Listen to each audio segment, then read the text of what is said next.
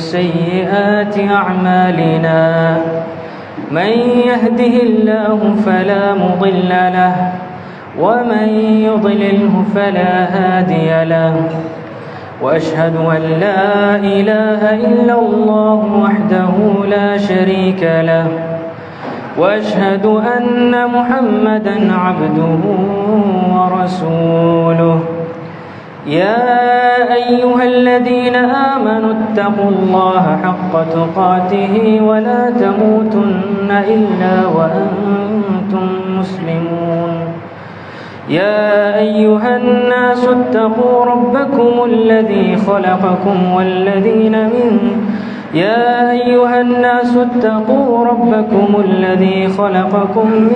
نفس واحدة وخلق منها زوجها وبث منهما رجالا كثيرا ونساء واتقوا الله الذي تساءلون به والأرحام إن الله كان عليكم رقيبا يا أيها الذين آمنوا اتقوا الله وقولوا قولا سديدا يصلح لكم أعمالكم ويغفر لكم ذنوبكم ومن يطع الله ورسوله فقد فاز فوزا عظيما أما بعد فإن خير الحديث كتاب الله وخير الهدي هدي محمد صلى الله عليه وسلم وشر الأمور محدثاتها وكل محدثة بدعة وكل بدعة ضلالة وكل ضلالة في النار أعوذ بالله من الشيطان الرجيم ولكل أمة جعلنا منسكا ليذكروا اسم الله على ما رزقهم من بهيمة الأنعام وقال تعالى لن ينال الله لحومها ولا دماؤها ولكن يناله التقوى منكم قال النبي صلى الله عليه وسلم من وجد سعة ولم يضحي فلا يقربن مصلانا আলহামদুলিল্লাহ সমস্ত প্রশংসা সেই মহান রব্বুল আলামিনের জন্য যিনি আমাদেরকে পবিত্র জুমার দিনে অত্র মসজিদে জুমার সালাত আদায়ের জন্য একত্র হওয়ার তৌফিক দান করেছেন। সবাই বলে আলহামদুলিল্লাহ রাব্বিল আলামিন।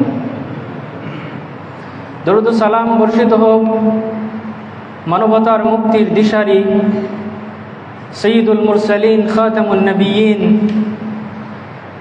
সেই মহামানবের প্রতি যার আগমনে এই অন্ধকারাচ্ছন্ন পৃথিবী হেদায়েতের আলোয় আলোকিত হয়েছিল। সেই মহামানবের প্রতি নবী মুহাম্মদ সাল্লাল্লাহু আলাইহি ওয়াসাল্লামের প্রতি দরুদ ও সালাম বর্ষিত হোক। সকলে বলি আল্লাহুম্মা সাল্লি আলাইহি আল্লাহুম্মা বারিক আলাইহি। সম্মানিত মুসল্লিয়ানে কিরাম, আল্লাহ সুবহানাহু ওয়া তাআলার অশেষ অনুগ্রহে আমরা জিলহজের মতো এক মহিমান্বিত মাসে উপনীত হয়েছি। এটি এমনই একটি মাস যে মাসে রয়েছে মহিমান্বিত ইবাদত, কোরবানি এবং আনন্দের মহা উৎসব ঈদুল আজহা। সম্মানিত উপস্থিতি, এই জিলহজ মাস আর কালের পরিক্রমায় গড়ানো কোনো মাস নয়। এটি অত্যন্ত মহিমান্বিত ফজিলতপূর্ণ একটি মাস। বিশেষ করে প্রথম 10 দিনের ফজিলত অত্যন্ত গুরুত্বপূর্ণ।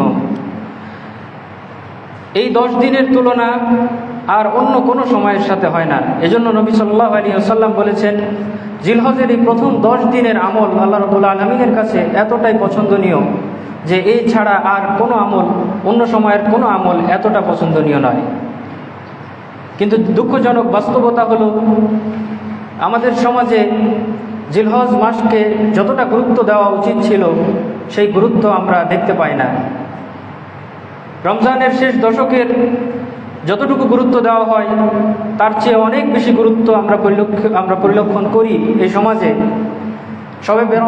শবে মেরাজ সহ নানান বিতর্কিত বেদাতি উপলক্ষকে কেন্দ্র করে যেই মূল্যায়ন আমরা করি, রাষ্ট্রের প্রশাসন থেকে, সরকারি ছুটি থেকে নিয়ে যেইভাবে আমরা এটার মূল্যায়ন করি তার সে কি ভাগও দেখা যায় না এত মহিমান্বিত একটা আমলের ক্ষেত্রে, এত মহিমান্বিত একটি সময়ের ক্ষেত্রে। মহান রব্বুল আলামিন এই জিলহজের প্রথম 10 দিনের ব্যাপারে কোরআনুল কারীমে সূরা ফজরের মধ্যে শপথ নিয়েছিলেন। এরকম ফজিলতপূর্ণ একটি সময় আমাদের চলে গেলেও আমাদের মধ্যে তেমন কোনো সচেতনতা পরিলক্ষিত হয় না।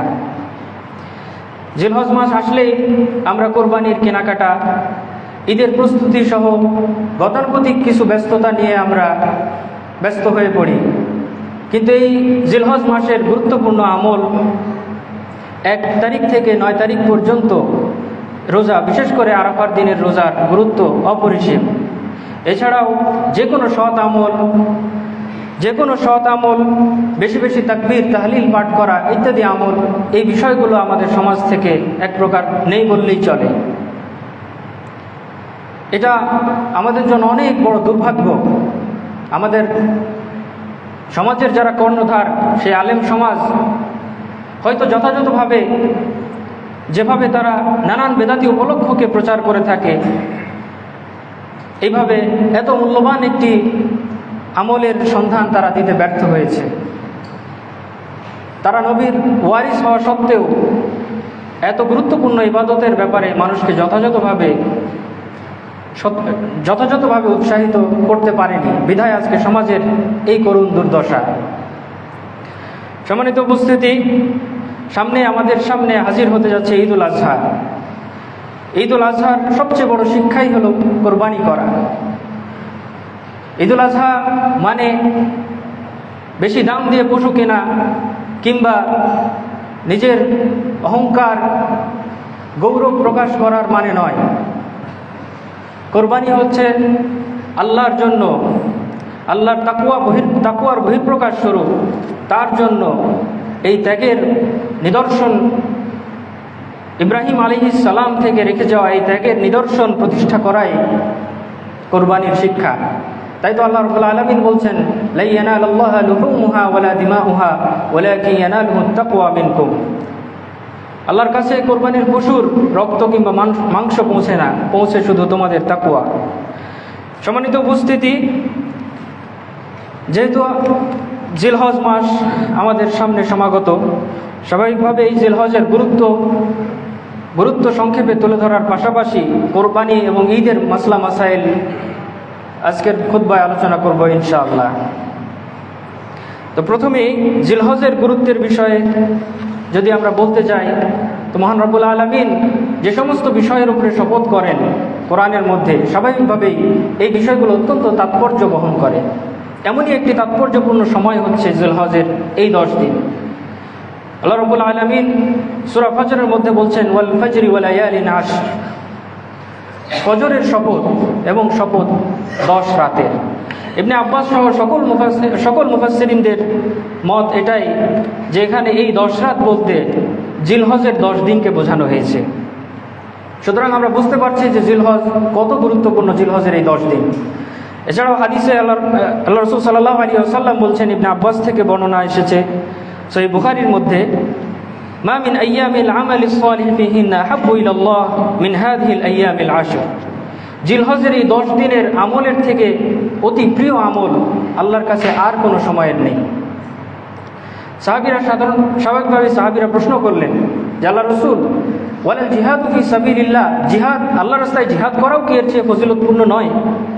তিনি বললেন, ওয়ালাল জিহাদু ফি সাবিলিল্লাহ, না, আল্লাহর রাস্তায় জিহাদ করাও এতটা ফজিলতপূর্ণ নয়। তবে ইল্লা রাজুলুন খারাজা বিনাফসিহি ফালাম ইয়ারজি' বিযালিকা মিন যালিকা বিশাই, তবে সেই ব্যক্তির ফজিলত ছাড়া যে তার জানমাল নিয়ে বের হয়েছে কিন্তু আর কোনো কিছুই নিয়ে ফিরে আসেনি, আল্লাহর রাস্তায় শহীদ হয়ে গেছে। এছাড়াও জিলহজের ফজিলতের ব্যাপারে রাসূল সাল্লাল্লাহু আলাইহি ওয়াসাল্লাম আরেকটি হাদিসে বলছেন, মা মিন আইয়ামিন আ'যামু ইনদাল্লাহ ওয়ালা আহাব্বু ইলাইহি মিনাল আমালি ফিহিন্না মিন হাযিহিল আশর। জিলহজের থেকে মহান সময়, দিন আল্লাহর কাছে আর নেই।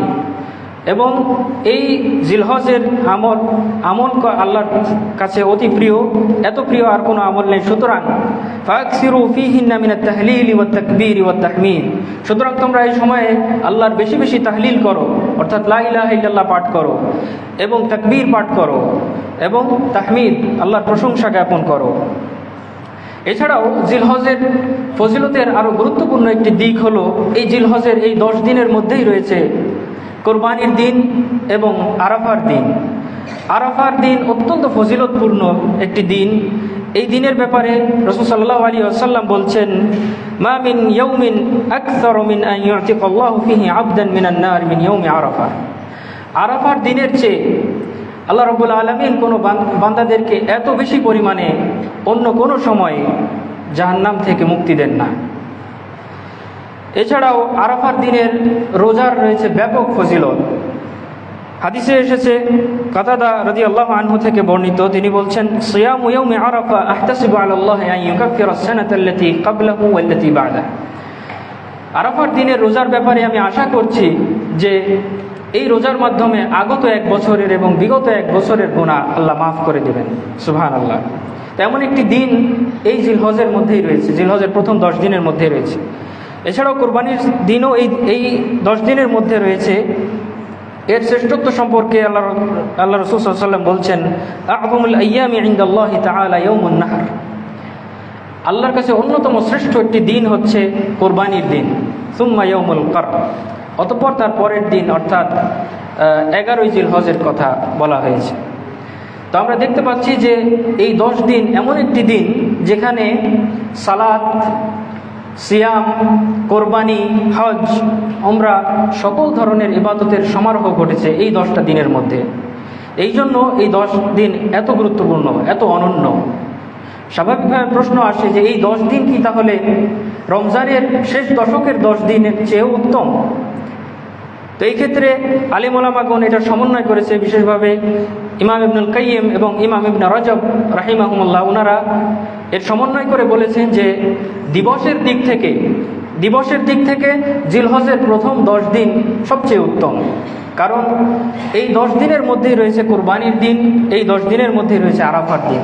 আর রাত্রির দিক থেকে অবশ্যই রমজানের শেষ দশকের রাতগুলো সর্বশ্রেষ্ঠ, কারণ এতে রয়েছে লাইলাতুল কদর।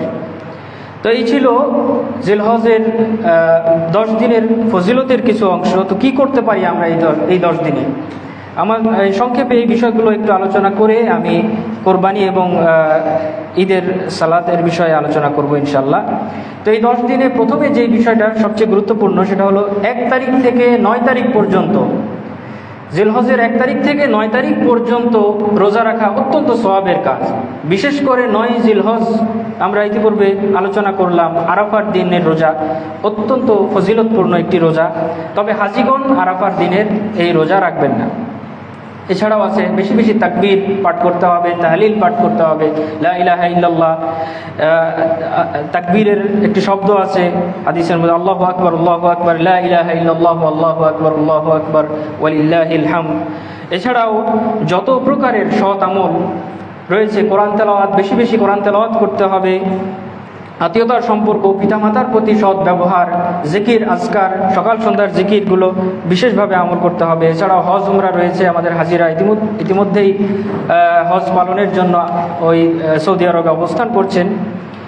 এছাড়াও গুরুত্বপূর্ণ বিষয় রয়েছে যে যারা কোরবানি করবেন তাদের জন্য অবশ্যই নখ এবং চুল কাটা যাবে না জিলহজের 1 তারিখ থেকে। এছাড়াও গুরুত্বপূর্ণ একটি বিষয় হলো আমাদের বেশি বেশি তাওবা করতে হবে এই সময়টার মধ্যে। তাওবা খাঁটি খালিস হৃদয়ে আল্লাহর কাছে তাওবা করতে হবে। তো সম্মানিত উপস্থিতি, আশা করছি জিলহজের বিষয়ে, জিলহজের করণীয় এবং গুরুত্বের বিষয়ে গত খুতবায় আলোচনা হয়েছে। তবে এর গুরুত্ব বিবেচনা করে সংক্ষিপ্ত আলোচনা এখানে শেষ করছি। আর এরপরে আমরা ঈদের তাৎপর্য এবং ঈদের বিষয়, বিধিবিধান বিষয়ক কিছু বিষয় আলোচনা করার চেষ্টা করব ইনশাআল্লাহ। তো ঈদ শব্দটি মূলত আরবি শব্দ আদা ইয়াউদু থেকে উৎপন্ন, যার শাব্দিক অর্থ ফিরে আসা। এই ঈদের আনন্দ বারবার ফিরে আসবে, আমাদের ফিরে আসে, এবং আল্লাহ তার অনুগ্রহ বারবার আমাদের দান করে আমাদের ধন্য করেন, এই দিক বিবেচনা করে এর নামকরণ করা হয়েছে ঈদ। এই শব্দটার নামকরণ করা হয়েছে। এর প্রচলনটা কিভাবে আসলো, আমাদের এই দুটি ঈদের প্রচলন কিভাবে আসলো? রাসূল সাল্লাল্লাহু আলাইহি ওয়াসাল্লাম যখন মদিনায় আগমন করলেন, তিনি দেখতে পেলেন মদিনাবাসী তারা দুইটি দিনে আনন্দ উৎসব করছে, খেলাধুলা করছে। তিনি জিজ্ঞেস করলেন, এটা আবু দাউদের মধ্যে হাদিস এসেছে, ইমাম আলবানী রাহিমাহুল্লাহ এটিকে সহি বলে সাব্যস্ত করেছেন। তিনি বলছেন, মা হাযাল ইয়াওমান, তোমরা এই দুটি দিনে খুশি আনন্দ করছো, এর তাৎপর্য কি? তারা বলল, কুন্না নালআবু ফীহিমা ফিল জাহিলিয়া, আমরা জাহিলি যুগ থেকে এই দিনগুলোতে খুশি আনন্দ করি, খেলাধুলা করি। রাসূল সাল্লাল্লাহু আলাইহি ওয়াসাল্লাম তখন বললেন, কাদ আবদালাকুমুল্লাহু খায়রাম মিনহুমা ইয়াউমাল ফিত্রি ইয়াউমাল আযহা ওয়া ইয়াউমাল ফিত্র। আল্লাহ রাব্বুল আলামিন তোমাদেরকে এই দুটি দিনের পরিবর্তে আরও দুটি দিন দান করেছেন। সেই দুটি কি? ঈদুল ফিতর এবং ঈদুল আযহা। তো এই মুসলিম উম্মতে মুহাম্মাদের জন্য আল্লাহ রাব্বুল আলামিন দুটি ঈদ উপহার দিয়েছেন। এই দুটি ঈদে আমরা খুশি আনন্দ করব। খুশি আনন্দ এবং উৎসবের পাশাপাশি আল্লাহর আনুগত্য, জিকির এবং তার ইবাদত এর বহিঃপ্রকাশ ঘটাবো। ইবাদতের মাধ্যমে আমরা খুশি আনন্দ করব। এটাই হলো ঈদের তাৎপর্য। কিন্তু দুঃখের সাথে আমরা লক্ষ্য করছি যে এই দুটি ঈদ এর বাইরেও আমাদের সমাজে বিভিন্ন উপলক্ষে উদযাপনের বিভিন্ন উৎসব আমরা দেখে থাকি। কখনো ধর্মের নামে বলা হচ্ছে সকল ঈদের সেরা ঈদ নবীজির জন্ম ঈদ। আল্লাহ রাসূল সাল্লাল্লাহু আলাইহি ওয়াসাল্লাম আমাদেরকে দিয়েছেন দুটি ঈদ, ধর্মের নামে চলে আসছে আরেকটি ঈদ। আবার কখনো বাঙালি সংস্কৃতির নামে পহেলা বৈশাখ ইত্যাদি নানান উপকরণ, নানান উৎসব আমাদের মধ্যে চলে আসছে। এগুলোর যদি বৈধতাই থাকে, তাহলে সাহাবীরা আগে থেকে যে দুটি দিন পালন করছিলেন, আল্লাহ রাসূল সাল্লাল্লাহু আলাইহি ওয়াসাল্লাম কেন এই দুটি দিনকে বাদ দিয়ে দিলেন? যদি নিজস্ব কৃষ্টি কালচার এবং সংস্কৃতি ধরে রাখা এতই জরুরি হয় এবং বিজাতীয় সংস্কৃতির নাম দিয়ে, বিজাতীয় সংস্কৃতি বাঙালিয়ানার নাম দিয়ে বিজাতীয় সংস্কৃতি পালন করা এতই গুরুত্বপূর্ণ হয়, তাহলে সাহাবীরা কেন তাদের জাহিলি যুগ থেকে পালন করা দুটি দিন আর পালন করতে পারলেন না? তো খুবই দুঃখজনক বিষয় যে কখনো ধর্মের নামে, কখনো বাঙালি সংস্কৃতির নামে আমাদের মাঝে নানান ঈদ চালু হয়ে গেছে। তো এই দুটি দিন আল্লাহ আমাদেরকে দিয়েছেন।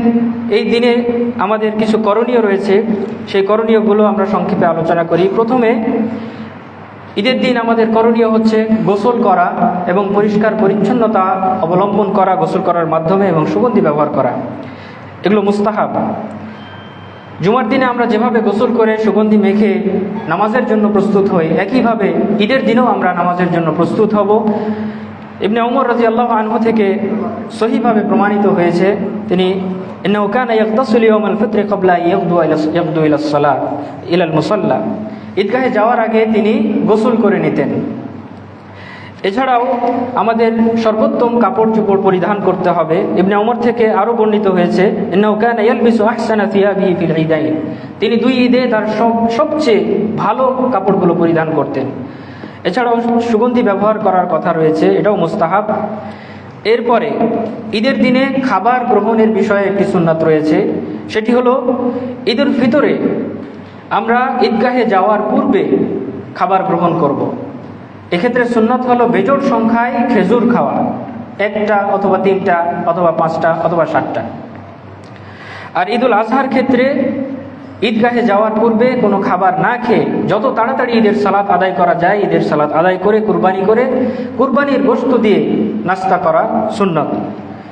বুরাইদা রাদিয়াল্লাহু আনহু থেকে বর্ণনা, তিনি বলছেন, কানা রাসূলুল্লাহ সাল্লাল্লাহু আলাইহি ওয়াসাল্লাম লা ইয়াখরুজু ইয়াওমাল ফিত্রি হাত্তা ইয়াকুল, রাসূল সাল্লাল্লাহু আলাইহি ওয়াসাল্লাম কিছু না খেয়ে ঈদুল ফিতরের দিন ঈদগাহে যেতেন না। ওয়ালা ইয়াকুলু ইয়াওমাল আযহা হিনা ইয়ারজি ফায়াকুলু মিন আযহিয়াতিহি, আর ঈদুল আজহার দিনে তিনি ঈদগাহ থেকে ফিরে এসে কুরবানির গোশত দিয়ে তিনি খাবার গ্রহণ করতেন। এছাড়াও আরেকটি সুন্নত হচ্ছে, করণীয় হচ্ছে পায়ে হেঁটে ঈদগাহে যাওয়া। এক্ষেত্রে আলী রাদিয়াল্লাহু আনহু থেকে বর্ণনা এসেছে, তিনি বলছেন মিনাস সুন্নাতি আন তাখরুজা ইলাল ঈদ মাশিয়ান। সুন্নাত হলো আমরা হেঁটে হেঁটে ঈদগাহে যাব। অনেক আলেম বলছেন ইস্তাহিব্বুনা ইয়াখরুজা রাজুলু ইলাল ঈদ মাশিয়ান ওয়া আল্লা ইয়ারকাবা ইল্লা বিউযরিন। আমাদের বিদ্বানরা বলছেন যে অবশ্যই মুস্তাহাব হলো পুরুষরা হেঁটে হেঁটে মুসাল্লা ঈদগাহে যাবে এবং বিশেষ কোনো ওজর না থাকলে তারা যানবাহনে আরোহণ করবে না। তো এক্ষেত্রে আরেকটি গুরুত্বপূর্ণ সুন্নত বা মুস্তাহাব কাজ হচ্ছে আমরা ঈদগাহে যেই রাস্তা দিয়ে যাব অন্য রাস্তা দিয়ে ফিরব। রাসূল সাল্লাল্লাহু আলাইহি ওয়াসাল্লাম থেকে বর্ণনা এসেছে, জাবির রাদিয়াল্লাহু আনহু বলছেন কানা নবী সাল্লাল্লাহু আলাইহি ওয়াসাল্লাম ইযা কানা ইয়াউমুল ঈদ খালাফা আত-তারিক। রাসূল সাল্লাল্লাহু আলাইহি ওয়াসাল্লাম ঈদের দিনে ভিন্ন ভিন্ন রাস্তা দিয়ে ঈদগাহে যাওয়া আসা করতেন। এর একটা উদ্দেশ্য হতে পারে অধিক সংখ্যক মানুষের কাছে দেখা সাক্ষাৎ হওয়া, তাদের সাথে শুভেচ্ছা বিনিময় করা এবং মুসলমানদের এই প্রতীক, এই শিয়ার, এই শৌর্য বীর্য অধিক পরিমাণে প্রকাশ করা। তো সেটা উদ্দেশ্য যাই হোক না কেন, রাসূল সাল্লাল্লাহু আলাইহি ওয়াসাল্লামের সুন্নাত এটাই আমাদের জন্য যথেষ্ট যে আমরা রাসূল করেছেন বিধায় আমরা সেটা করব ইনশাআল্লাহ। এরপরে ঈদের সালাতের বিষয়ে, ঈদের তাকবীরের বিষয়ে কথা হচ্ছে। আল্লাহ রাব্বুল আলামিন বলছেন ওয়ালিতুকমিলুল ইদ্দাতা ওয়ালিতুকাব্বিরুল্লাহ আলা মা হাদাকুম ওয়া লাআল্লাকুম তাশকুরুন, যাতে করে তোমরা গণনা পূর্ণ করতে পারো এবং আল্লাহর তাকবীর পাঠ করতে পারো এবং শুকরিয়া আদায় করতে পারো এই জন্য যে তিনি তোমাদেরকে হিদায়াত দান করেছেন। তো ইবনে আব্বাস সহ অধিকাংশ মুফাসসিরিন ইকরাম বলতেছেন যে এক্ষেত্রে ঈদুল ফিতরের তাকবীর পাঠ এই আয়াতের থেকে বোঝা যাচ্ছে যে যেহেতু গণনা পূর্ণ হওয়ার পরে তাকবীর পাঠের কথা এসেছে, তার মানে যেদিন রমজানের শেষ রোজা হয় সেদিন সূর্যাস্তের পর থেকে তাকবীর পাঠ শুরু হবে। এবং রাসূল সাল্লাল্লাহু আলাইহি ওয়াসাল্লাম থেকে বর্ণনা এসেছে যে তিনি বলছেন, তার থেকে বর্ণনা মুসান্নাফ ইবনে আবি শাইবাতে জুহরি থেকে বিশুদ্ধ সনদে মুরসাল বর্ণনা রয়েছে, আন্না রাসূলুল্লাহ সাল্লাল্লাহু আলাইহি ওয়াসাল্লাম কানা ইয়াখরুজু ইয়াওমাল ফিতরি ফায়ুকাব্বিরু হাত্তা ইয়াতিয়া আল মুসাল্লা। রাসূল সাল্লাল্লাহু আলাইহি ওয়াসাল্লাম বাসা থেকেই তাকবীর দিতে দিতে ঈদগাহের দিকে যেতেন, ওয়া হাত্তা ইয়াকদিয়াস সালাহ, এবং যতক্ষণ না নামাজ শেষ হতো তিনি তাকবীর পাঠ করতেন। ফাইদা কাদাস সালাহ কাতাআত তাকবীর, নামাজ শেষ হয়ে গেলে তিনি তাকবীর পাঠ বন্ধ করতেন। তো আর সাহাবীদের থেকেও এটা প্রমাণিত, তারা ব্যাপকভাবে তাকবীর পাঠ করতেন, যে তাকবীর আমাদের সমাজে নাই বললেই চলে। তো আর ঈদুল আজহার ক্ষেত্রে তাকবীর দুই ধরনের, তাকবীর মুতলাক, সাধারণ তাকবীর শুরু হবে জিলহজের 1 তারিখ থেকে ঈদুল আজহার সালাত শেষ পর্যন্ত এই তাকবীর চলতে থাকবে। আর বিশেষ তাকবীর হচ্ছে নবম জিলহজ ফজর থেকে তাকবীর, বিশেষ যেটা তাকলিদ মুকাইয়াদ বলা হয়, এই তাকবীর নবম জিলহজ থেকে ফজরের পর থেকে চলতে থাকবে, একেবারে 13 জিলহজ আসর পর্যন্ত এই তাকবীর পাঠ করতে হবে। আর যারা হজে রয়েছেন, এটা হচ্ছে যারা হজে নাই তাদের ক্ষেত্রে, আর যারা হজে রয়েছেন তাদের ক্ষেত্রে তারা ঈদের দিনে জোহরের সালাতের পর থেকে তাকবীর পাঠ শুরু করবেন, কারণ এর আগে তারা তালবিয়া পাঠ করতে থাকবেন। তো সুতরাং আমরা বুঝতে পারছি যে এটা অত্যন্ত গুরুত্বপূর্ণ একটি ফজিলতপূর্ণ কাজ। শহর, মসজিদ, রাস্তাঘাট, বাজারে সর্বত্র আমরা উচ্চস্বরে তাকবীর পাঠ করব, কিন্তু দুঃখজনক বিষয় হলো এই সুন্নাতটাও আমাদের সমাজে ব্যাপকভাবে অবহেলিত। বিশেষ করে আমাদের আহলে হাদিস সমাজেও আমরা সাধারণ জনগণকে এই আমলের উপরে অভ্যস্ত দেখি না। হয়তোবা মেম্বার থেকে বলা হয়, খুতবায় বলা হয়, আমাদের আলেমরা বলেন, কিন্তু অভ্যস্ততা আমরা দেখি না। আর অন্য মসজিদগুলোতে হয়তো ওইভাবে বলাও হয় না। তো এই ছিল কিছু বিষয়। আর ঈদের সালাতের ক্ষেত্রে বিধিবিধানগুলো যদি আমরা আলোচনা করি, প্রথমে ঈদের সালাতের বিধান কি? আল্লাহ রাব্বুল আলামিন বলছেন ফাসাল্লি লিরাব্বিকা ওয়ানহার, তুমি তোমার প্রতিপালকের জন্য নামাজ পড়ো এবং কোরবানি করো। এক্ষেত্রে নামাজ পড়ার ব্যাপারে ইবনে আব্বাস সহ অধিকাংশ মুফাসসিরিন ইকরাম বলতেছেন যে এখানে এই নামাজ বলতে ঈদুল আজহার সালাতকে বোঝানো হয়েছে। সুতরাং এই যে আদেশসূচক শব্দ, এই আদেশসূচক শব্দ এটা ওয়াজিব প্রমাণ করছে। ইমাম আবু হানিফা এবং ইমাম ইবনে তাইমিয়া রাহিমাহুল্লাহ ওনারা বলতেছেন, এর ভিত্তিতে ওনারা বলতেছেন যে সালাত, এই ঈদুল আজহার ঈদের সালাত প্রত্যেক সক্ষম ব্যক্তির উপর ওয়াজিব। এর অন্যতম আরেকটি কারণ হলো রাসূল সাল্লাল্লাহু আলাইহি ওয়াসাল্লাম কখনো ঈদের সালাত পরিত্যাগ করেননি। আল্লাহ রাসূল সাল্লাল্লাহু আলাইহি ওয়াসাল্লাম যেই আমলগুলো অত্যন্ত গুরুত্বের সাথে করতেন এবং কখনো ছেড়ে দেননি, এরকম যেই সমস্ত আমলের ক্ষেত্রে পাওয়া যায়, স্বাভাবিকভাবে আমরা ওই আমলগুলোকে ওয়াজিব বলে ধরতে পারি। এছাড়াও আরেকটি বিষয় হলো ঈদের সালাতকে এতটা গুরুত্ব দেওয়া হয়েছে যে মহিলাদেরকে পর্যন্ত এই সালাতে অংশগ্রহণ করতে বলা হয়েছে। এমনকি ঋতুবতী মহিলাদেরকেও ঈদগাহে যাওয়ার নির্দেশ দেওয়া হয়েছে। আর সবচেয়ে গুরুত্বপূর্ণ আরেকটি প্রমাণ হলো যে এটার ওয়াজিব হওয়ার আরেকটি প্রমাণ হলো জুমার দিনে যদি ঈদের দিন যদি জুমার দিনে হয় এবং আপনি ঈদের সালাত আদায় করেন, তাহলে জুমার সালাত আদায় করা আপনার জন্য ঐচ্ছিক। তবে আপনাকে জোহরের সালাত আদায় করতে হবে এবং মসজিদে অবশ্যই জুমা কায়েম করতে হবে। তো এখান থেকে এটা প্রমাণিত হয় যে ঈদের সালাত ওয়াজিব। এখন ঈদের সালাতের সময়টা কখন? সেটা হচ্ছে যখন সূর্যোদয়ের পরে এক বল্লম পরিমাণ সূর্য উদিত হবে, তখন থেকে শুরু করে সূর্য যখন মাথার উপরে থাকবে তখন পর্যন্ত এই সময়ের মধ্যে ঈদের সালাত আদায় করতে হবে। এটা ঈদের সালাতের ওয়াক্ত। এক্ষেত্রে সুন্নত হলো, ইমাম ইবনুল কাইয়িম জাদুল মাআদের মধ্যে বলছেন, এক্ষেত্রে সুন্নত হলো ঈদুল ফিতরের সালাত কিছুটা দেরি করে আদায় করা। কারণ এখানে জাকাতুল ফিতর আদায়ের একটা ব্যস্ততা রয়েছে। পক্ষান্তরে ঈদুল আজহার সালাত যত তাড়াতাড়ি সম্ভব আদায় করা সুন্নাত। কারণ দ্রুত কুরবানি করার ব্যাপার আছে এবং সেই কুরবানির বস্তু দিয়ে নাস্তা করা রাসূল সাল্লাল্লাহু আলাইহি সাল্লামের সুন্নাত। ঈদের সালাতের স্থানের ব্যাপারে বলা হয়েছে যে ঈদের সালাত উন্মুক্ত প্রান্তর বা ঈদগাহে হতে হবে, মসজিদে নয়, বিশেষ কারণ ছাড়া। রাসূল সাল্লাল্লাহু আলাইহি ওয়াসাল্লাম সর্বদা ঈদগাহে সালাত আদায় করতেন। আবু সাঈদ রাদিয়াল্লাহু আনহু থেকে বর্ণিত, তিনি বলছেন, কানা রাসূলুল্লাহ সাল্লাল্লাহু আলাইহি ওয়াসাল্লাম ইয়াখরুজু ইয়াওমাল ফিতরি ওয়াল আযহা ইলাল মুসাল্লা। আবু সাঈদ খুদরী রাদিয়াল্লাহু আনহু বলছেন, রাসূল সাল্লাল্লাহু আলাইহি ওয়াসাল্লাম ঈদুল ফিতর এবং ঈদুল আজহার দিনে ঈদগাহে বের হতেন নামাজের জন্য।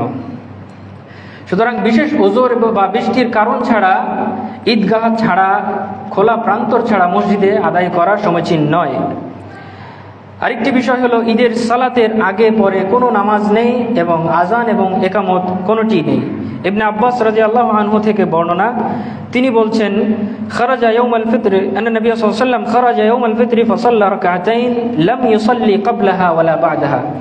ঈদের দিনে রাসূল সাল্লাল্লাহু আলাইহি ওয়াসাল্লাম ঈদগাহে গিয়েছেন এবং 2 রাকাত নামাজ আদায় করেছেন, এর আগে পরে কোনো নামাজ আদায় করেননি। তবে বিশেষ কারণে যদি মসজিদের মধ্যে ঈদের সালাত আদায় করতে হয় তাহলে তাহিয়াতুল মসজিদ পড়া যাবে এবং পড়াটা উচিত। আরেকটি বিষয় হলো ঈদের সালাতে কোনো আজান একামতও নেই। জাবের রাদিয়াল্লাহু আনহু থেকে বর্ণিত, তিনি বলছেন, সাল্লাইতু মা রাসূলিল্লাহ সাল্লাল্লাহু আলাইহি ওয়াসাল্লাম আল ঈদাইন গায়রা মাররাতিন ওয়ালা মাররাতাইন বিগাইরি আযানিন ওয়ালা ইকামা। আমি রাসূল সাল্লাল্লাহু আলাইহি ওয়াসাল্লামের সাথে বহুবার ঈদের সালাত আদায় করেছি, সেখানে কোনো আজানও ছিল না, একামতও ছিল না। আরেকটি গুরুত্বপূর্ণ বিষয় হচ্ছে ঈদের জামাতের ক্ষেত্রে রাসূল সাল্লাল্লাহু আলাইহি ওয়াসাল্লাম নারীদেরকেও ঈদের সালাতে অংশগ্রহণের কঠোর নির্দেশ আরোপ করেছেন। উম্মে আতিয়া রাদিয়াল্লাহু আনহা বলছেন, আমারানা রাসূলুল্লাহ সাল্লাল্লাহু আলাইহি ওয়াসাল্লাম আন নুখরিজা ফিল ফিতরি ওয়াল আযহা আল আওয়াতিক ওয়াল হিয়াদ ওয়া যাওয়াতিল খুদুর। উম্মে আতিয়া রাদিয়াল্লাহু আনহা বলছেন, রাসূল সাল্লাল্লাহু আলাইহি ওয়াসাল্লাম আমাদেরকে নির্দেশ দিয়েছেন যাতে আমরা ঈদুল আযহা এবং ঈদুল ফিতরের দিনে আমাদের কুমারী মেয়েদের, আমাদের ঋতুবতী মেয়েদের, এমনকি গৃহবাসিনী মেয়েদেরকেও যাতে আমরা ঈদগাহে বের করে নিয়ে আসি। আম্মাল হিয়াদ ফায়াতাজিলনাস সালাহ, তবে যারা ঋতুবতী তারা নামাজ থেকে বিরত থাকবে। ওয়াশহাদনাল খায়রা ওয়া দাওয়াতুল মুসলিমিন, তবে তারা এই কল্যাণের শরীক হবেন এবং মুসলিমদের এই দাওয়াতে শরীক হবেন, এই দোয়ায় শরীক হবেন। এক্ষেত্রে তিনি বলছেন, রাসূল সাল্লাল্লাহু আলাইহি ওয়াসাল্লামকে জিজ্ঞেস করা হয়েছিল, ইয়া রাসূলুল্লাহ ইহদানা লা ইয়াকুনু লাহা জিলবাব, আমাদের মধ্যে এমনও অনেক মেয়ে আছে, মহিলা আছে যাদের জিলবাব নাই, চাদর নাই, তারা কি করবে? রাসূল সাল্লাল্লাহু আলাইহি ওয়াসাল্লাম বলছেন, লিতুলবিসাহা উখতুহা মিন জিলবাবিহা, তার অন্য কোনো বোনের কাছ থেকে যেন চাদর ধার করে নিয়ে নামাজে উপস্থিত হয়, ঈদগাহে উপস্থিত হয়। আমরা দেখতে পাচ্ছি যে ঈদগাহে উপস্থিত হওয়ার ক্ষেত্রে কতটা গুরুত্ব আরোপ করা হয়েছে নারীদের ব্যাপারেও, অথচ আমরা ফিতনার অজুহাত দেখাই, আমরা নিরাপত্তার অজুহাত দেখিয়ে আমাদের বাংলাদেশে অধিকাংশ ঈদগাহে মেয়েদের জন্য, নারীদের জন্য নামাজের কোনো ব্যবস্থা থাকে না। এটা সরাসরি রাসূল সাল্লাল্লাহু আলাইহি ওয়াসাল্লামের আদেশ লঙ্ঘন। আমাদের সমাজে যেখানে আমরা রাস্তাঘাট, স্কুল, কলেজ, ইউনিভার্সিটি কোথাও মেয়েদের জন্য আলাদা কোনো ব্যবস্থা করতে পারিনি, মাদ্রাসাতে পর্যন্ত আমরা সহশিক্ষার নামে একত্রে লেখাপড়া করাচ্ছি, সেখানে রাসূলের নির্দেশ লঙ্ঘন করে এই ধরনের অজুহাতে, ফিতনার অজুহাতে রাসূলের এইভাবে সরাসরি নির্দেশ লঙ্ঘন অত্যন্ত দুঃখজনক এবং জাতি হিসেবে আমাদের জন্য লজ্জার। ঈদের সালাত আদায়ের ক্ষেত্রে পদ্ধতি হচ্ছে, ওমর রাদিয়াল্লাহু আনহু বলছেন, সালাতুল জুমআতি রাকাতান ওয়া সালাতুল ফিতরি রাকাতান ওয়া সালাতুল আযহা রাকাতান ওয়া সালাতুস সফর রাকাতান। ঈদুল আজহার জামাত নামাজ, ঈদুল জুমার নামাজ এবং ঈদুল ফিতরের নামাজ, এমনকি সফরের নামাজ, সকল নামাজ 2 রাকাত করে। আর এই নামাজের ক্ষেত্রে, ঈদুল ফিতর এবং ঈদুল আজহার নামাজের ক্ষেত্রে, সালাতের ক্ষেত্রে তাকবীর সংখ্যার ব্যাপারে আয়েশা রাদিয়াল্লাহু আনহা থেকে বর্ণনা এসেছে, সহিহ বর্ণনা, ইবনে মাজার মধ্যে হাদিস। তিনি বলছেন, আন্না নবী সাল্লাল্লাহু আলাইহি ওয়াসাল্লাম কাব্বারা ফিল ফিতরি 7 ওয়া 5 সিওয়া তাকবীরাতি আর-রুকু'। নবী সাল্লাল্লাহু আলাইহি ওয়াসাল্লাম রুকুর তাকবীর বাদে প্রথম রাকাতে 7 তাকবীর এবং দ্বিতীয় রাকাতে 5 তাকবীর দিয়ে সালাত আদায় করেছেন। এক্ষেত্রে হানাফি মাযহাবের মত হচ্ছে 6 তাকবীরে ঈদের সালাত আদায় করা ওয়াজিব। তবে বিশুদ্ধ মত হলো তাকবীরে তাহরিমা ছাড়া 7 তাকবীর বা তাকবীরে তাহরিমা ধরলে 6 তাকবীর এবং পরের রাকাতে 5 তাকবীর দেওয়া সুন্নত। এটাই অধিক সংখ্যক হাদিসের ভাষ্য এবং সবচেয়ে নির্ভরযোগ্য মত। এই ক্ষেত্রে প্রথম রাকাতে সুন্নত হলো সূরা ফাতিহার পরে সূরা আলা এবং দ্বিতীয় রাকাতে সূরা গাশিয়া পাঠ করা। আর খুতবার, ঈদের সালাতের পরে খুতবার নিয়ম হচ্ছে ঈদের সালাতের পরে দিতে হবে, এর আগে পরে কোনো খুতবা নেই। ঈদের সালাতের পূর্বে কোনো খুতবা বা বক্তব্য দেওয়া সম্পূর্ণ হারাম। রাসূল সাল্লাল্লাহু আলাইহি ওয়াসাল্লাম থেকে বর্ণিত, কানা রাসূলুল্লাহ সাল্লাল্লাহু আলাইহি ওয়াসাল্লাম ইয়াখরুজু ইয়াওমাল ফিতরি ওয়াল আযহা ইলাল মুসাল্লা ফাআউয়ালু শাইইন ইয়াবদাউ বিহি আস-সালাহ। রাসূল সাল্লাল্লাহু আলাইহি ওয়াসাল্লাম ঈদের দিনে ঈদগাহে গিয়ে সর্বপ্রথম যে কাজটা করতেন, সরাসরি তিনি নামাজ শুরু করতেন। নামাজের পরে তিনি খুতবা, ওয়াজ, নসিহত করতেন। সুতরাং ঈদের সালাতের জন্য মাইকে ডাকাডাকি করা, ঈদের সালাতের পূর্বে বিভিন্ন ধরনের বক্তব্য দেওয়া, এগুলো সম্পূর্ণরূপে সুন্নাহ বিরোধী কাজ। এরপরে ঈদের খুতবার শ্রবণের বিষয়ে যদি বলতে হয়, তাহলে এটা অত্যন্ত গুরুত্বপূর্ণ এবং সওয়াবের কাজ। তবে এর বিধান হচ্ছে ঐচ্ছিক, বাধ্যতামূলক নয়। রাসূল সাল্লাল্লাহু আলাইহি ওয়াসাল্লাম বলছেন, ইন্না নাখতুবু ফামান আহাব্বা আন ইয়াজলিসা লিল খুতবা ফালইয়াজলিস। আমরা এখন খুতবা শুরু করব নামাজের পরে। খুতবা শুরুর পূর্বে তিনি বলছিলেন যে আমরা খুতবা শুরু করব, ফামান আহাব্বা আন ইয়াজলিসা লিল খুতবা, কেউ যদি খুতবা শোনার জন্য বসতে চায় তাহলে সে বসবে। ওমান আহাব্বা আন ইয়াযহাবা ফালইয়াযহাব, যে চলে যেতে চায় সে চলে যেতে পারবে। তার মানে আমরা বুঝলাম যে ঈদের খুতবা শ্রবণ করা সওয়াবের কাজ, তবে তা বাধ্যতামূলক নয়। এরপরে হলো ঈদের সালাতের কাজার ব্যাপার আছে। সালাত কাজা করা বিশুদ্ধ মত অনুযায়ী কাজা করা উত্তম। যদি ছুটে যায় এক্ষেত্রে 2 রাকাত সালাত আদায় করে নিলেই হবে। এরপরে রয়েছে ঈদের শুভেচ্ছা বিনিময় এবং এর ভাষা। অবশ্যই ঈদের শুভেচ্ছা বিনিময় সুন্নাহ সমর্থিত একটি বিষয়। আল্লাহ রাসূল সাল্লাল্লাহু আলাইহি ওয়াসাল্লামের সাহাবীগণ নিজেদের মধ্যে ঈদের শুভেচ্ছা বিনিময় করতেন। তাদের ভাষা ছিল একটা সুন্দর একটি ভাষা ছিল, তাকাব্বালাল্লাহু মিন্না ওয়া মিন। আল্লাহ তাআলা আমাদের থেকে, আমার থেকে এবং তোমাদের থেকে আমাদের নেক আমলগুলোকে কবুল করুন। এছাড়াও প্রচলিত যে কোনো মার্জিত বাক্য, যেমন আমরা জানি ঈদ মোবারক, কুল্লু আমিন ওয়া আনতুম বিখাইর, প্রতি বছরই আপনারা ভালো থাকুন, এই ধরনের যে শব্দগুলো আছে এগুলো জায়েজ রয়েছে। এছাড়াও ঈদের দিন, এই ঈদ উপলক্ষে আমাদের মধ্যকার ঝগড়া বিবাদ, মনোমালিন্য, হিংসা বিদ্বেষ পরিহার করা উচিত। এই ঈদের আনন্দে সবাই নিজেদের মধ্যকার বিভেদ ভুলে আনন্দে শরীক হওয়া উচিত। নিজেদের মধ্যকার বিদ্বেষের ব্যাপারে আল্লাহ রাসূল সাল্লাল্লাহু আলাইহি ওয়াসাল্লাম বলছেন, তুফতাহু আবওয়াবুল জান্নাতি ইয়াওমাল ইসনাইনি ওয়াল খামিস ফায়াগফিরু লিকুল্লি আবদিন লা ইউশরিকু বিল্লাহি শাইআ। প্রত্যেক বৃহস্পতিবার এবং রবি সোমবার জান্নাতের দরজাসমূহ, রহমতের দরজাসমূহ খোলা হয় এবং প্রত্যেক বান্দাকে মাফ করে দেওয়া হয় যারা আল্লাহর সাথে শরীক করেনি, শুধুমাত্র তাদেরকে ছাড়া। কানাত বাইনাহু ওয়া বাইনা আখিহি শাহনা, শুধুমাত্র তারা ছাড়া যাদের মধ্যে পারস্পরিক বিদ্বেষ রয়েছে, হিংসা বিদ্বেষ রয়েছে। ফায়ুকাল, বলা হয়, আনজিরু হাদাইনি হাত্তা ইয়াসতালিহা, এরা নিজেদের মধ্যে মিলমিশ হওয়া পর্যন্ত এদেরকে ছেড়ে দাও। সুতরাং এই ঈদ উপলক্ষে আমাদের সকল ধরনের বিদ্বেষ ভুলে যে ঈদের আনন্দ সবাই যাতে একত্রে ভাগাভাগি করে নিতে পারি, আল্লাহ আমাদেরকে সেই তৌফিক দান করুন। ঈদের বর্জনীয় কিছু বিষয় রয়েছে যেগুলো আমাদের অবশ্যই বর্জন করা উচিত, কিন্তু দুঃখজনক বিষয়, আমাদের সমাজে ঈদের অবিচ্ছেদ্য অংশ হয়ে গেছে এই বিষয়গুলো। এক নম্বরে অমুসলিমদের অন্ধ অনুকরণ, পোশাক পরিচ্ছদ, চলন বলন, সংস্কৃতিতে অমুসলিমদের অনুকরণ করা সম্পূর্ণরূপে নিষিদ্ধ।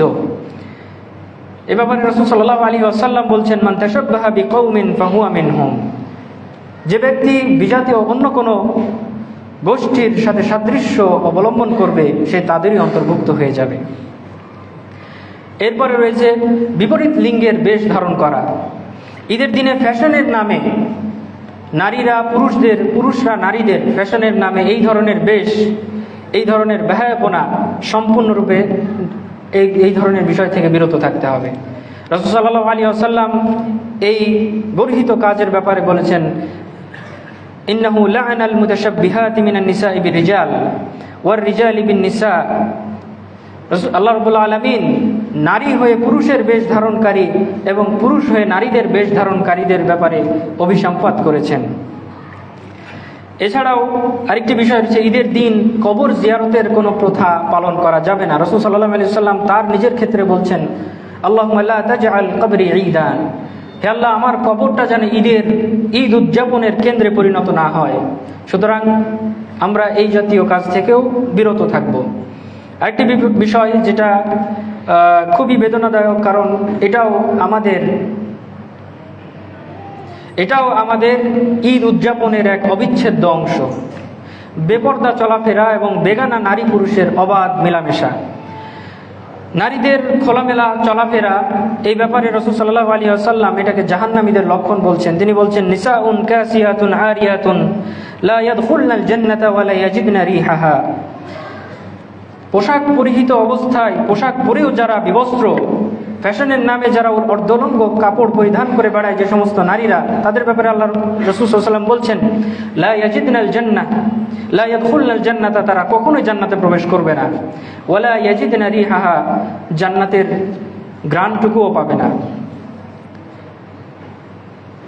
যে ঈদ আল্লাহ রাব্বুল আলামিন আমাদেরকে দিয়েছিলেন আনন্দ উদযাপনের পাশাপাশি তার আনুগত্য, তার জিকির, তাওবা, ইস্তেগফার এর পাশাপাশি ঈদ উদযাপনের জন্য, সেই ঈদকে আমরা তারই সীমালঙ্ঘনের উপকরণ বানিয়েছি। নাউযু বিল্লাহি মিন যালিক।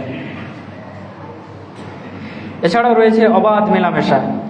এই ঈদ যেন অবাধ মেলামেশার আরেকটি উপকরণ আমাদের সমাজের।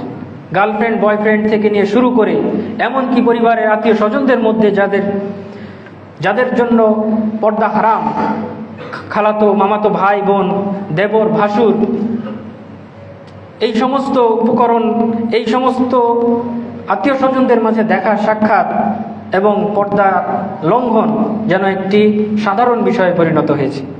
এ ব্যাপারে আরও বেশি সতর্কতা অবলম্বন করা জরুরি। রাসূল সাল্লাল্লাহু আলাইহি ওয়াসাল্লাম বলছেন, ইয়াকুম ওয়াদ-দুখুল আলান নিসা, অবশ্যই তোমাদেরকে নারীদের কাছে নির্জনে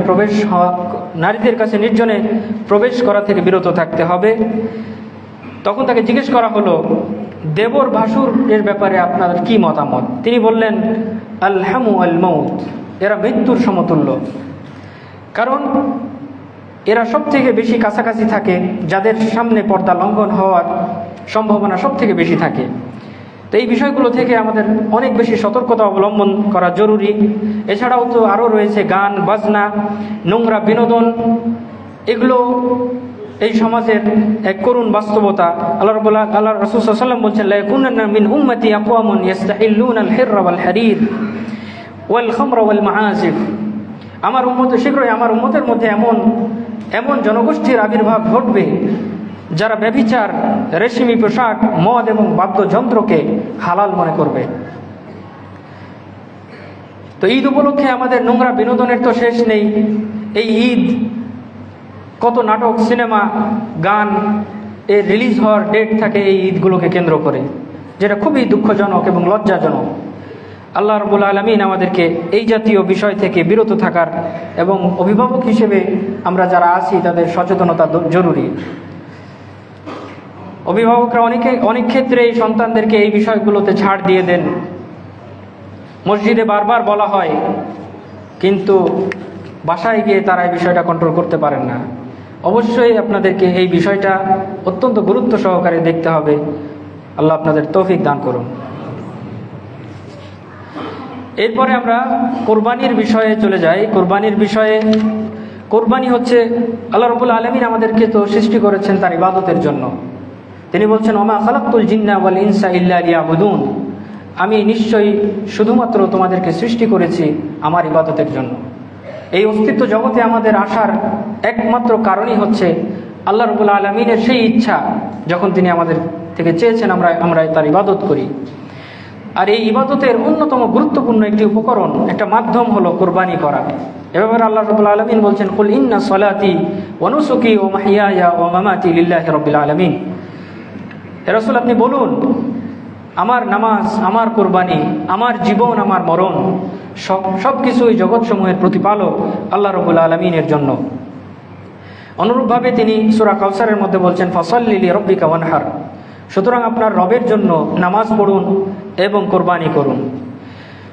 তো কোরবানি যেহেতু একটি ইবাদত, অবশ্যই যে কোনো ইবাদত শুধুমাত্র আল্লাহ রাব্বুল আলামিনের জন্য হইতে হবে।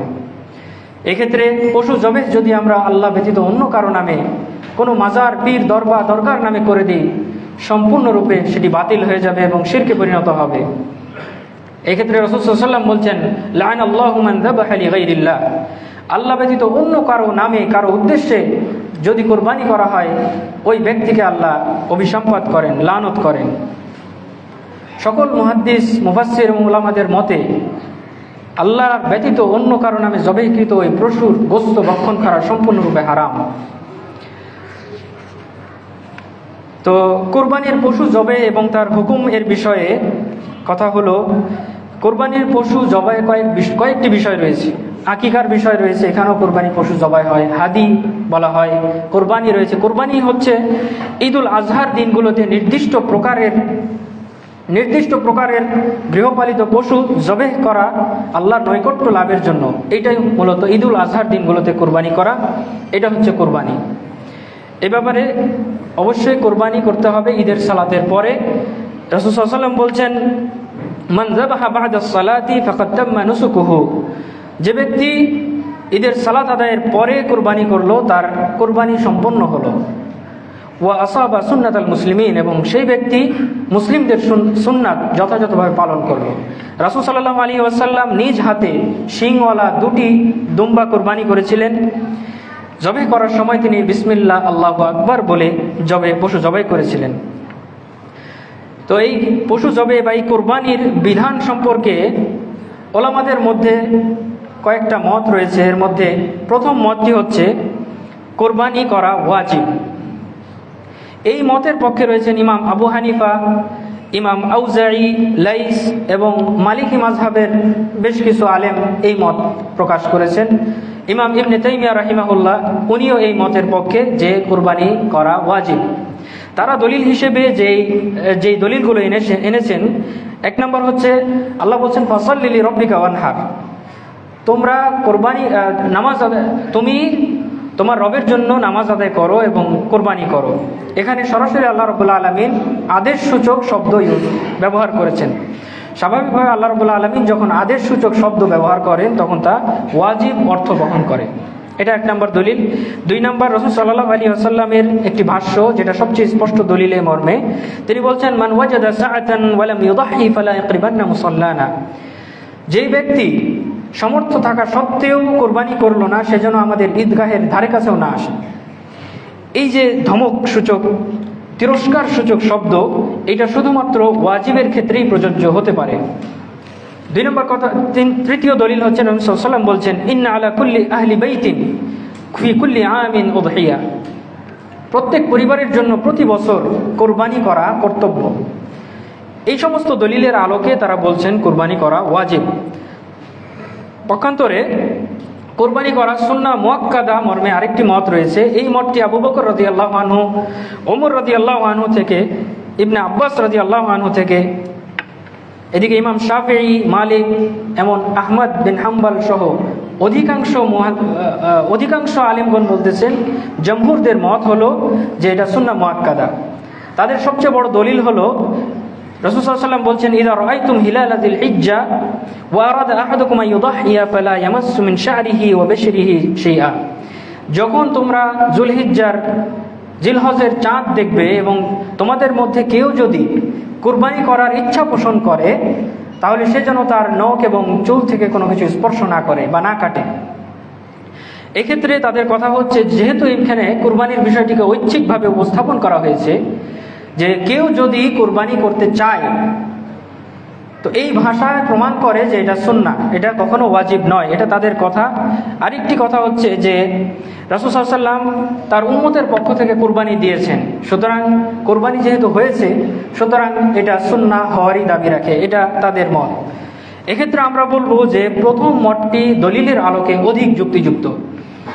এর কারণ, প্রথম কথা হচ্ছে যে যখন রাসূল সাল্লাল্লাহু আলাইহি ওয়াসাল্লাম কোনো একটি কাজ জীবনও কখনো না ছাড়েন, এবং একই সাথে যখন ওই কাজটি ত্যাগ করার ব্যাপারে তিরস্কার বা শাস্তির কথা উল্লেখ থাকে, তখন সেটা ওয়াজিব হওয়াটাই অধিক যুক্তিযুক্ত।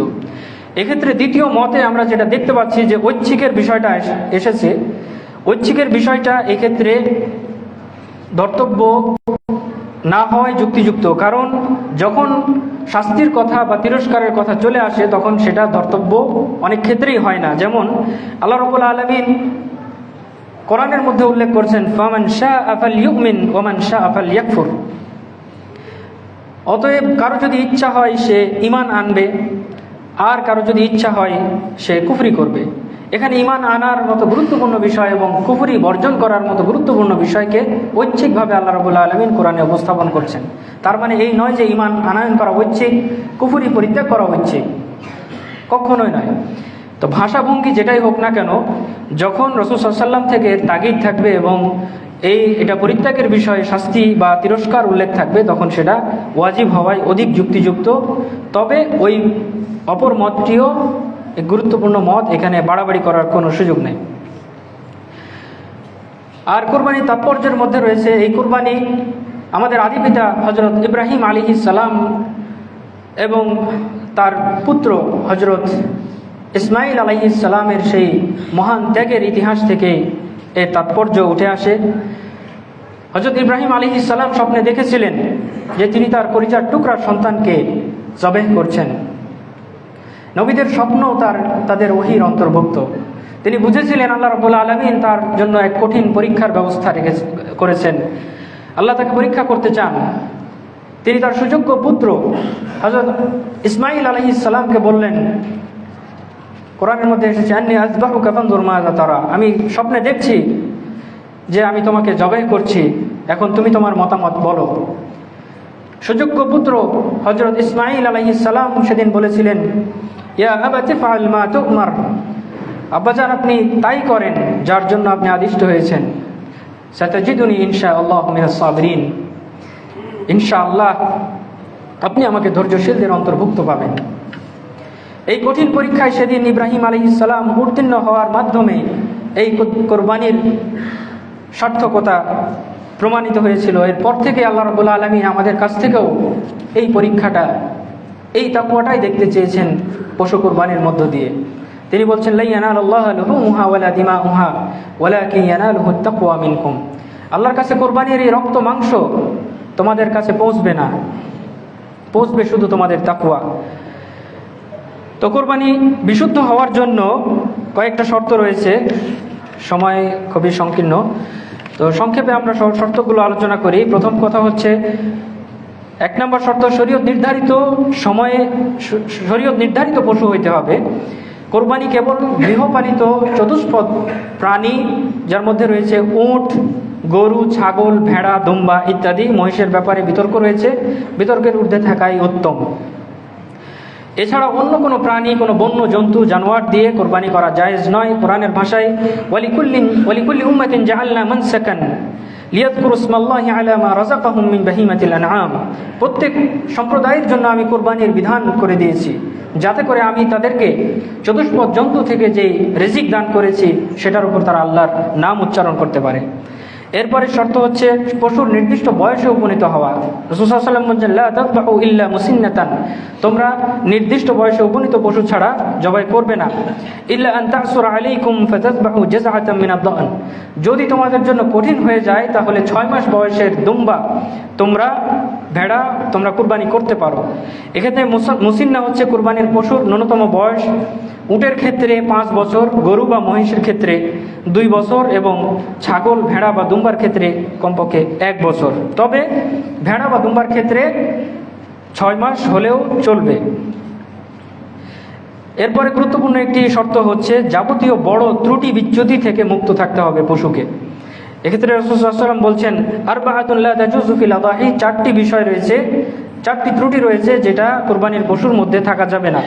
আল আওরাউল বাইয়িন আওরুহা, এমন অন্ধ পশু যার অন্ধত্ব স্পষ্ট। এরপরে ওয়াল মারিদাতুল বাইয়িন মারাদুহা, এবং এমন রোগ যার রোগ স্পষ্ট। এরপরে রয়েছে ওয়াল আরজাউল বাইয়িন তালউহা, এমন পঙ্গু পশু যার পঙ্গুত্ব স্পষ্ট দেখা যায়। এরপরে রয়েছে অতিশয় জীর্ণ এবং অস্থিমজ্জাহীন পশু, এগুলো থেকে বিরত থাকতে হবে এবং ভালো সুঠাম পশু আমাদেরকে জবাই করতে হবে এবং নির্ধারিত সময়ের মধ্যে জবাই করতে হবে। এর আগে জবাই করলে কোরবানি বিশুদ্ধ হবে না। এর সময় শুরু হবে জিলহজের 10 তারিখ থেকে, ঈদের সালাত আদায়ের পর থেকে এটা চলবে 13ই জিলহজ। তাশরিকের দিনগুলোতেও করা যাবে। 13ই জিলহজ সূর্যাস্তের সাথে সাথে এর সময় শেষ হবে। এরপরে কুরবানির ক্ষেত্রে কিছু বর্জনীয় বিষয় রয়েছে, যেমন যখন এটা ইতিপূর্বে বলা হয়েছে যে যারা কুরবানি দিবেন তারা নখ এবং চুল কাটা থেকে বিরত থাকবেন। এছাড়াও কোরবানি জবাই করার ক্ষেত্রে অবশ্যই নিজের কুরবানি নিজে জবাই করার চেষ্টা করবেন। আর আরেকটি গুরুত্বপূর্ণ বিষয় হলো, অবশ্যই পশুর প্রতি দয়া প্রদর্শন করতে হবে। আপনার ছুরি যাতে অবশ্যই ধারালো হয়। আল্লাহ রাসূল সাল্লাল্লাহু আলাইহি ওয়াসাল্লাম বলছেন, ইন্নাল্লাহা কাতাবাল ইহসানা আলা কুল্লি শাই, আল্লাহ রাব্বুল আলামিন প্রত্যেকটা বিষয়ের প্রতি দয়া করা আমাদের জন্য ফরজ করেছেন। সুতরাং যখন তোমরা ওইজা যাবাহতুম ফাহসিনুদ দিবহা, যখন তোমরা জবাই করবে তখন উত্তম রূপে জবাই করো এবং ভালোভাবে তোমাদের ছুরিগুলোকে ধার করে নিও। শোয়ানোর পদ্ধতি হলো, উট ছাড়া অন্যান্য পশুকে শোয়ানোর ক্ষেত্রে বাম কাত করে শোয়াতে হবে এবং পা দিয়ে চেপে ধরে ডান হাত দিয়ে বিসমিল্লাহ আল্লাহু আকবার বলে ছুরি চালাতে হবে। তারপরে কুরবানির গোশত বন্টনের বিষয় রয়েছে। আল্লাহ রাব্বুল আলামিন বলছেন, কুলু মিনহা ওয়া আত'ইমুল বাঈসাল ফাকির, তোমরা খাও এবং গরিব অসহায়দেরকে তোমরা খাওয়াও। আল্লাহ রাসূল সাল্লাল্লাহু আলাইহি ওয়াসাল্লাম বলছেন, কুলু ওয়া আত'ইমু ওয়াদখিরু, তোমরা খাওয়াও এবং সংরক্ষণ করো। এই ক্ষেত্রে 3টি ভাগ আমরা দেখতে পাচ্ছি। 3টি ভাগ করা উত্তম, তবে জরুরি নয় যে প্রত্যেকটা ভাগ সমান হতে হবে। এটা বাস্তবতার নিরিখে, প্রয়োজনের নিরিখে কম বেশি হতে পারে। আরেকটি গুরুত্বপূর্ণ বিষয় হচ্ছে, কুরবানির পশুর কোনো গোশত, চর্বি, চামড়া এগুলো বিক্রি করা সম্পূর্ণরূপে নিষিদ্ধ। বিশেষ করে খেয়াল রাখতে হবে, কসাইকে তার কাজের পারিশ্রমিক হিসেবে খবরদার গোশত দেওয়া যাবে না। রাসূল সাল্লাল্লাহু আলাইহি ওয়াসাল্লাম বলছেন, লা ইউতা ফি জাযারাতিহা শাই, পারিশ্রমিক হিসেবে কোনো কিছুই এখান থেকে দেওয়া যাবে না। তবে পারিশ্রমিক দেওয়ার পরে আপনারা হাদিয়া স্বরূপ তাদেরকে গোশত বিতরণ করতে পারেন, দিতে পারেন। এরপরে আরেকটি গুরুত্বপূর্ণ বিষয়, সেটা হচ্ছে ভাগে কুরবানির বিষয়টা। ভাগে কুরবানির বিষয়ে সম্প্রতি আমাদের সমাজে একটি অপ্রত্যাশিত এবং অনাকাঙ্ক্ষিত অপ্রয়োজনীয় একটি বিতর্ক দেখা যায়। ভাগে কুরবানির বিষয়ে মুকিম অবস্থায় এবং সফর অবস্থায় উভয় ক্ষেত্রেই ভাগে কুরবানি সম্পূর্ণরূপে বৈধ। এক্ষেত্রে যে বিতর্ক রয়েছে সেটা হচ্ছে, কিছু হাদিস রয়েছে যে হাদিসগুলো ভাগে কুরবানির বিষয়টি সফরের সাথে দেখা যায়। যেমন একটি হাদিসে রয়েছে আব্বাস রাদিয়াল্লাহু আনহু থেকে বর্ণিত, তিনি বলছেন, কুন্না মা রাসূলিল্লাহি সাল্লাল্লাহু আলাইহি ওয়াসাল্লাম ফি সাফারিন ফাহাদারা আল-আদহা ফাশতারাকনা ফিল বাকারাতি সাবআতান ওয়া ফিল বাঈরি আশরাতান। আমরা একটা সফরে ছিলাম, অতঃপর ঈদুল আজহা আমাদের উপস্থিত হলো। আমরা গরুতে 7 জন এবং উটে 10 জন শরীক হলাম। এক্ষেত্রে সফরের কথা উল্লেখ আছে, কিন্তু সফর ছাড়াও সরাসরি রাসূল সাল্লাল্লাহু আলাইহি ওয়াসাল্লামের মুখনিসৃত বাণী থেকে আমরা দেখতে পাই, তিনি বলছেন, আল বাকারাতু আন সাবআতিন ওয়াল জাযুরু আন সাবআতিন ফিল আদাহি। কুরবানির ক্ষেত্রে গরু 7 ভাগে 7 জনের পক্ষ থেকে এবং উট 7 জনের পক্ষ থেকে যথেষ্ট হবে। তো এক্ষেত্রে কোনো সফরের কথা উল্লেখ নাই। তো এখানে একটা বিষয় আমাদের মাথায় রাখতে হবে, আমাদের বিজ্ঞ আলেমদের কেউ এই বিষয়ে তারা নিজেরা ইজতিহাদ করেছেন, তবে তা আসলে গ্রহণযোগ্য নয়। কারণ সাহাবী তাবি থেকে নিয়ে কেউ কোনো গুরুত্বপূর্ণ কোনো আলেম এই বিষয়ে এমন কোনো মন্তব্য দেননি যে এটা সফরের সাথে সম্পর্কযুক্ত। আমরা যে নিজেদেরকে সালাফি দাবি করি, কেন করি? এর কারণ হলো আমরা কোরআন সুন্নাহর অনুসরণ করি, কিন্তু এখানে গুরুত্বপূর্ণ একটা শর্ত জড়িত থাকে। এই শর্তটা হলো আলা ফাহমিস সালাফিস সালেহ। আমরা কোরআন সুন্নাহর অনুসরণ করি সালাফি সালিহিনের বুঝ অনুসারে, নিজেরা নয়। তো এই মাসআলায় সালাফি সালিহিনদের থেকে তারা কি বলেছেন, সাহাবী তাবি থেকে এমন কি কোনো উক্তি রয়েছে, এমন কোনো মত রয়েছে যে এটা সফরের সাথে সম্পর্কযুক্ত? তাহলে আমরা নিজেরা কেন নিজেদের তরফ থেকে গবেষণা করে এই জাতীয় একটি বিতর্কে উস্কে দেব? এক্ষেত্রে আরেকটি সংশয় উত্থাপন করা হয় যে একটা ভাগের মধ্যে 7 জন উপস্থিত থাকে, এক একজনের নিয়তে সমস্যা থাকতে পারে, এক একজনের এক এক সমস্যা থাকতে পারে, সেক্ষেত্রে সবার জন্য এটা প্রবলেম হয়ে যেতে পারে। তো এক্ষেত্রে উত্তর হচ্ছে যে না, প্রত্যেকের আমল তার নিজের নিয়তের উপর নির্ভরশীল। হাদিসের মধ্যে আল্লাহ রাসূল সাল্লাল্লাহু আলাইহি ওয়াসাল্লাম বলছেন, ইন্নামাল আ'মালু বিন্নিয়াত, আমল নির্ভর করে নিয়তের উপরে। ওয়া ইন্নামা লিকুল্লি ইমরিইম মা নাওয়া, প্রত্যেক ব্যক্তির জন্য সেটাই থাকবে যার জন্য সে নিয়ত করবে, সে তার মূল্য পাবে। তো এই ক্ষেত্রে যদি কারো নিয়তে সমস্যা থাকে, এটা তার উপরে বর্তাবে, বাকিদের জন্য নয়। যেমন আমরা যখন সালাতে দাঁড়াই, একটা সালাতের মধ্যে অনেক রকম মানুষ থাকে, কারো নিয়তে সমস্যা থাকে, কারো ওযু থাকে না, কারো ওযুও না থাকতে পারে, কারো নিয়তে গড়বড় থাকতে পারে, কেউ লোক দেখানো কারণে লোক দেখানোর জন্য এই জামাতে শরীক হতে পারে, কিন্তু তার জন্য তো বাকিদের নামাজ নষ্ট হবে না। একইভাবে এই বিষয়টা এখানেও প্রযোজ্য। তো ভাগে কুরবানির বিষয়ে বিস্তারিত আলোচনা মনে করি প্রয়োজন নেই। তো এই ছিল সংক্ষেপে কোরবানির বিধিবিধান এবং মাসলার বিষয়ে আলোচনা। আল্লাহ রাব্বুল আলামিনের কাছে দোয়া করি, আল্লাহ আমাদেরকে কোরবানির সমস্ত বিধিবিধান যথাযথভাবে পালন করার তৌফিক দান করুন, ভুল ত্রুটিগুলো থেকে মুক্ত থাকার তৌফিক দান করুন। বিশেষ করে ঈদের ক্ষেত্রে যে বিজাতীয় কৃষ্টি কালচারের অনুসরণ আমরা করে থাকি, এই ব্যাপারে আমাদেরকে কঠোর হওয়া প্রয়োজন। বিশেষ করে যারা অভিভাবক রয়েছি, আমরা অবশ্যই এই ব্যাপারে সতর্ক হব। আমাদের সন্তানরা কোনোভাবেই যেন গান বাজনা, বেহায়াপনা, গার্লফ্রেন্ড বয়ফ্রেন্ড নিয়ে দৌড়ঝাঁপ, এই জাতীয় বিজাতীয় সংস্কৃতি থেকে যাতে দূরে থাকতে পারে, এই ব্যাপারে অভিভাবকদেরকে সবার আগে সচেতন হওয়া প্রয়োজন। আল্লাহ আমাদের তৌফিক দান করেন। أقول قولي هذا أستغفر الله لي ولكم ولسائر المسلمين فاستغفروه إنه هو الغفور الرحيم.